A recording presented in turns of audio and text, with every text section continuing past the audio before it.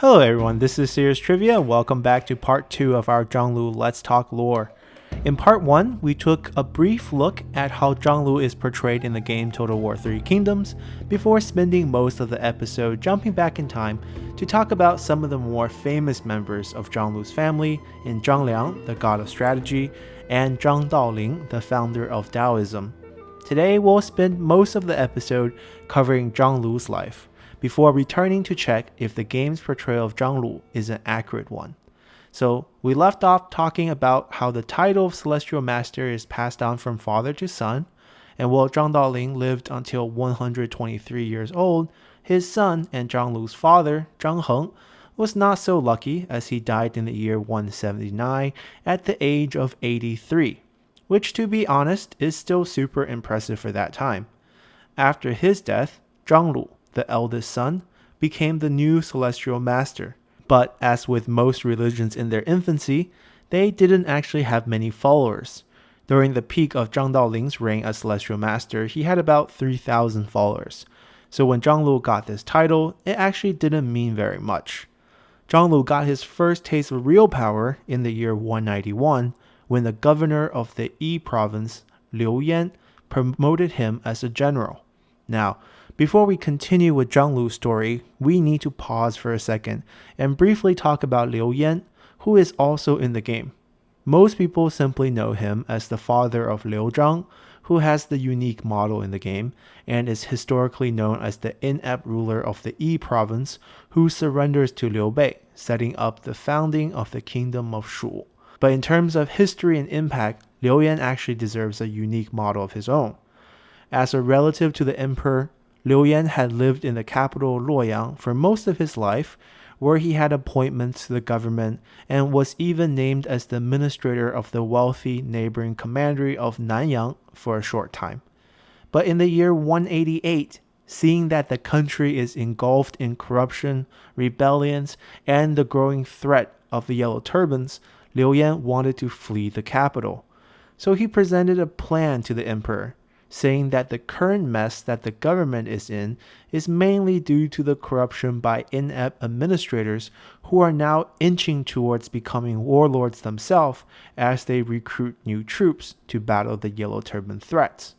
And to fix all of this, Liu Yan suggests the creation of a new government position called governors that would supervise all the commandery administrators within a province.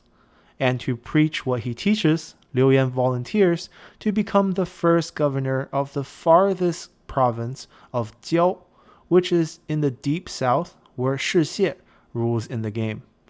Now in Liu Yan's mind, he picked the Jiao province because it is the farthest and safest from all the Yellow Turban mess that plagues the country.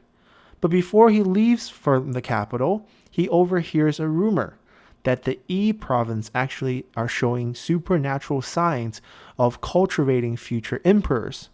So he puts in a last-minute request to change his post from the Jiao province to the Yi province instead, and the emperor, seeing no reason to disagree with him, sends him off to become the new governor of the Yi province.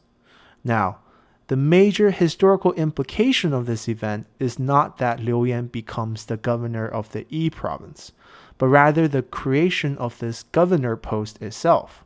Because all of a sudden, instead of having 30 to 50 small localized administrators who could cause issues for the emperor and the central government, you now had 5 to 10 powerful governors who no longer needed to answer to the emperor at all. People like Yuan Shao, Cao Cao, Yuan Shu, Liu Bei, Liu Biao, and many, many more were all governors of various provinces during this period, and this was all enabled by Liu Yan's recommendation in the year 188. So Liu Yan goes off and enters the Yi province as its new governor, which is made up of two major regions of land, in Ba in the southeastern portion and Shu in the western portion. And together geographically, the entire Yi province is a plateau surrounded on all sides by mountains. And the best way to reach the rest of China from this very isolated region is through the mountain passes in Hanzhong. So in the year 191, after Liu Yan becomes close to Zhang Lu's family through befriending Zhang Lu's famous mother, Lady Lu, who is well known for her beauty and ability to look young despite her advanced age, as she is also a practitioner of the way of the 5 pecks of rice. Zhang Lu becomes appointed as one of 2 generals leading an attack for Liu Yan against the Han-controlled commandery of Hanzhong, because Liu Yan now wanted to secure this gateway and isolate himself within the Yi province as an independent state. So this is where Zhang Lu enters the historical stage. But the other general that goes alongside him is named Zhang Xiu, and the 2 of them easily defeat the administrator of Hanzhong and takes over. But Zhang Lu secretly also kills Zhang Xiu and gains sole control of the military forces. Now, Zhang Xiu here is a minor character, but also a hotly debated one, as there are theories stating that Zhang Xiu actually rallied the way of the 5 peck of rice within the Yi province following Zhang Daoling's death to create an effort that supported the Yellow Turbans outside of the Yi province throughout China, as the Yellow Turbans was another sect of Taoism. And not only did Zhang Lu take over Zhang Xiu's military command following Zhang Xiu's death, he also gained control of Zhang Xiu's religious followers as well. But regardless what happened in history, which is very much lost to time, Zhang Lu ended up taking sole control of Hanzhong following their attack together, because he killed Zhang Xiu at the end as well. Then Zhang Lu followed Liu Yan's orders to cut off the roads leading into and out of Hanzhong, thus successfully isolating the Yi province from the rest of the Han Empire. But Liu Yan dies soon after in 194, and his successor, Liu Zhang, is seen as an inept weakling. So Zhang Lu starts to ignore Liu Zhang's orders, which enrages Liu Zhang, who orders for the execution of Zhang Lu's mother and brother, who are still living back in the Shu lands. This essentially created a rift between Zhang Lu and Liu Zhang that became unamendable, as Liu Zhang followed up the execution with a military strike against Zhang Lu in Hanzhong, which was soundly crushed. And in the years that follow, countless battles raged on between the 2 sides until Zhang Lu was finally able to defeat the administrator of Ba and even incorporate Ba as part of his territory, which showed Liu Zhang that he was no match for Zhang Lu, and a temporary peace between the 2 sides was achieved. Now, during this peaceful time, Zhang Lu implemented a religious state within Hanzhong, where he became both the leader of the state and the leader of the religion, as he named himself Shijun, which loosely translates to gentleman teacher. Then, instead of government officials, he had 24 of the most experienced followers become what's called jijiu, which translates to someone who performed rituals with wine, and they ran basic government services. And below that level were all the new recruits of the way of the 5 peck of rice, who were given general titles called guizhu, or ghost soldiers. And although you might think this pseudo-cult-like religious government structure would fail, it was actually really successful, as Zhang Lu was able to use his position as the religious leader to push through some otherwise unpopular but very reasonable policies.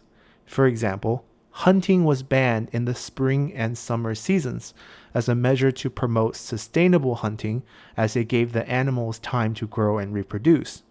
Winemaking and consumption were also strictly controlled, as alcohol production was seen as a waste of grain. So this policy helped to ensure that no one went hungry, which was a huge draw for refugees, as war in the north and the central plains forced a lot of people to migrate towards Hanzhong.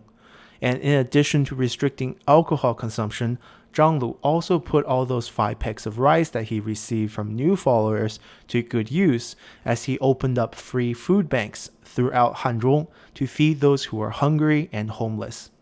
In terms of criminal reform, he declared that for small crimes, the gods can forgive you if you paid back to society in the form of volunteering. So small-time criminals and first offenders just had to build roads or provide public services for free to become forgiven. However, if you're a repeat offender, the third time that you are caught, you will still have to go to jail.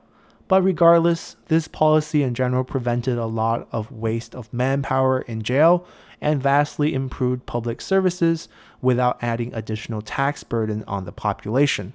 So in the 20 years that Zhang Lu would end up ruling Hanzhong, things went very, very well, and the population grew in Hanzhong alongside of followers of Taoism.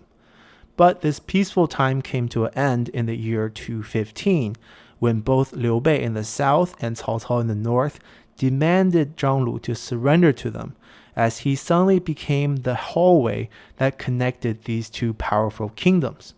Right away, Zhang Lu's first instinct was to surrender to Cao Cao, as he believed Cao Cao still represented the Han government as the emperor was with Cao Cao, and because he still had an icy relationship with Liu Zhang, who still lived under Liu Bei's protection after surrendering to Liu Bei. But as he was deciding, his own brother, Zhang Wei, wanted to fight to defend their land.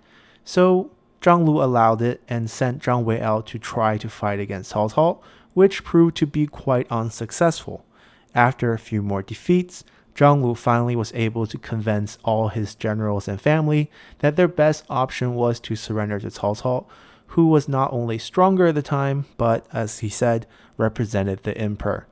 So in the year 215, Zhang Lu surrenders Hanzhong to Cao Cao, who then generously promoted Zhang Lu and 5 of his sons to higher government positions, as well as married Cao Yu, one of Cao Cao's own sons, to Zhang Lu's daughter.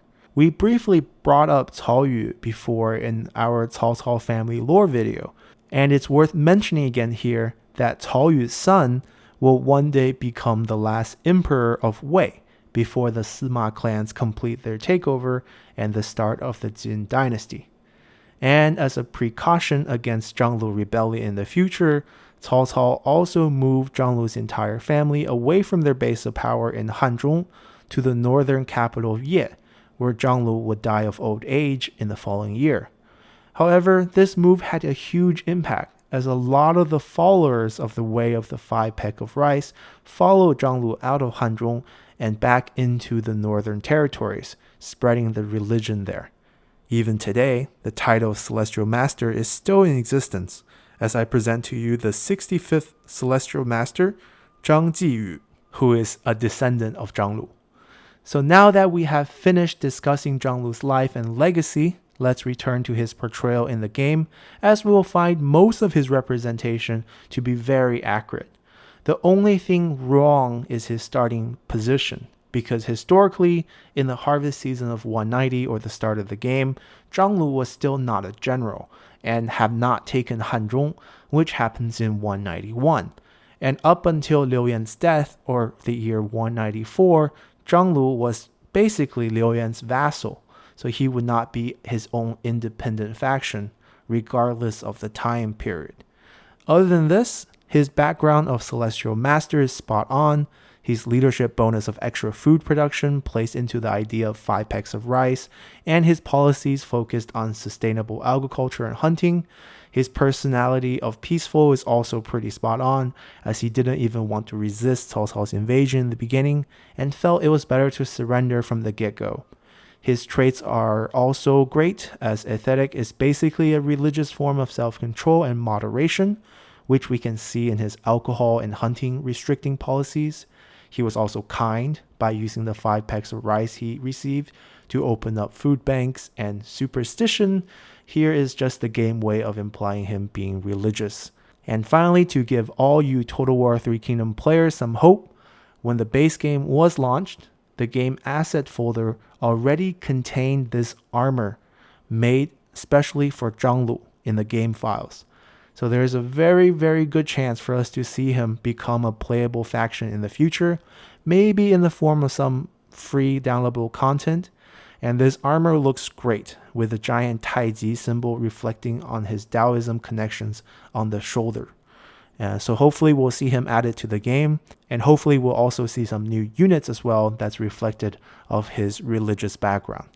And since we're talking about game asset, here's another little teaser, as there is one more armor set made in the game asset folder, and this one's made for Shi Xie, which we mentioned already is the ruler of the Jiao province farther down south.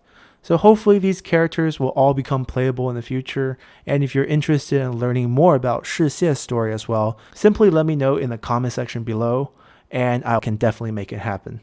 So this concludes our 2-part miniseries on Zhang Lu, who is definitely a very colorful character during the Three Kingdoms era that deserve a lot more love. So hope you all enjoyed this episode of Let's Talk Lore, and see you all next time. Bye!